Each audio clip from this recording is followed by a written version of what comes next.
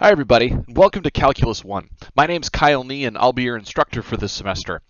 In these intro videos I'm going to kind of highlight a bunch of different features of the course, and in this one we're going to go over the syllabus. You can find the syllabus here in the Blackboard side panel. Click on the syllabus link and then you can go ahead and pull it up here.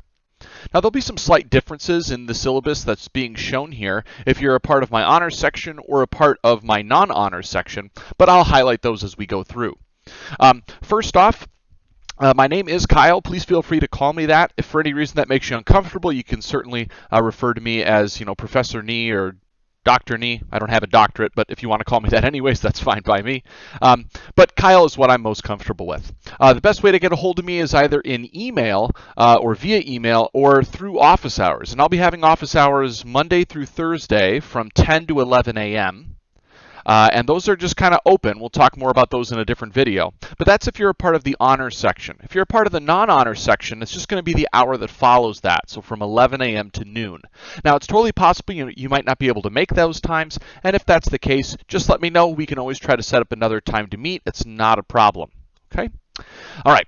Now, what are some of the things that we need to kind of go over here and specifically talk about are going to be highlighted here and say course materials to start. There is no actual required textbook for this class.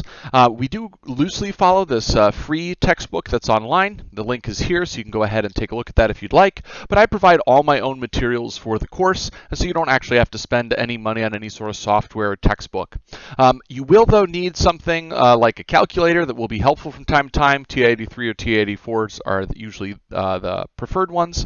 And then we're going to be doing a lot of class notes. Even though this is an online class, it's expected that you're actually taking like physical notes. It's a really good habit to get into. And so having something to organize that can, of course, be helpful. We have some class withdrawal dates to get refunds and no refunds, but those are for you, not for me, to be aware of. It's a good idea for you to check your email and Blackboard announcements regularly because I'll be trying to communicate with you via those venues, and I should be able to respond to questions every night and really try to make sure that all your questions get answered. Of course, though, if you're emailing me at the last minute, it might make things a little more difficult. Now, in terms of the grading structure for the course, what do you have to do to earn the grade? That's what everybody really wants to know.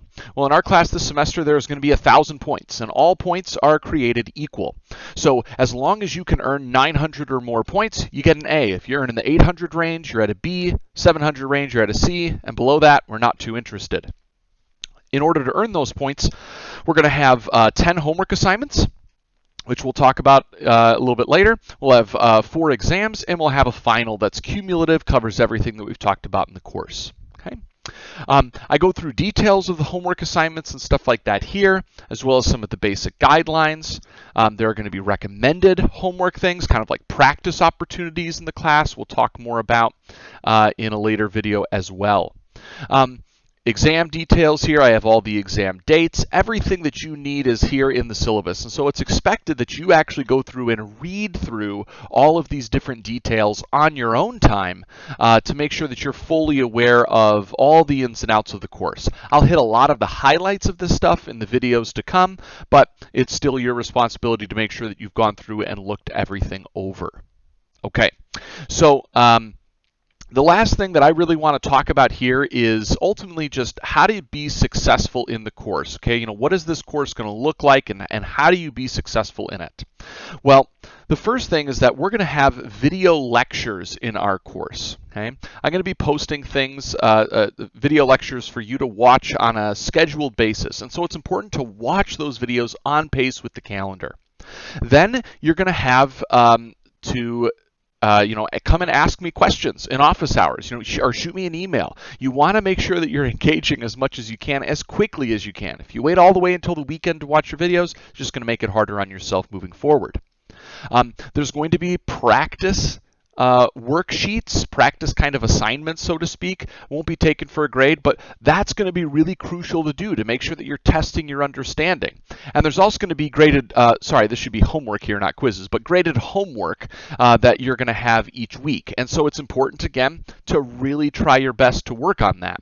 Homework, again, if you go back up to Back up in the video where we had talked about the point breakdown, homework's 20% of your overall grade. And so it's a really easy way to boost your grade. And so it's important to really try to do as best as you can on those particular assignments. The other thing, or other two things that I'll just quickly highlight here is the time commitment. This is a 5 credit hour course. That's a big course, and calculus is a big topic. I mean, there's a lot that goes into it. It's complex. And so it's typically recommended that for every 1 hour, every 1 credit hour that you're signed up for, you spend 2 hours outside of class. That would be outside of watching videos, working on the class. Now, that's a lot of time, and not everybody is going to have that time, but that's kind of the recommendation. So getting as close to that as possible is always good. And so it might be helpful for you to sit down and try to plan out with your other classes, when are you going to work on this class? When are you going to watch the videos? When are you going to practice? And you want that to ideally be at a fairly consistent time, so it's easy to get into a good rhythm with that. The final thing here is that a lot of times in math classes, we tend to try to just memorize a lot of information. We don't really ever get to a point where we understand things. You might have felt this way back in old algebra classes or something, right? Where you get something like the quadratic formula and you can recite it, right? You might even have a little rhyme or song or something like that to remember it. And you know kind of what numbers to plug into it and where. But if I asked you what it is, that is, what is it good for? What does it do? Why do we have it?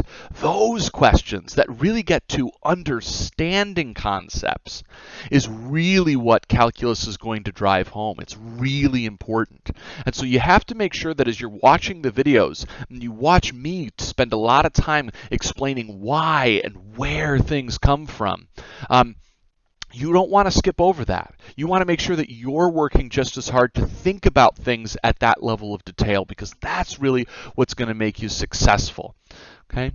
Now, there's a lot of other information here again in the syllabus with support center things about the tutoring center and campus culture, COVID information, a whole bunch of different stuff. And so I'm going to again ask you to make sure that you go through, read through all this information yourself, and then of course if you happen to have any questions, by all means, please feel free to let me know.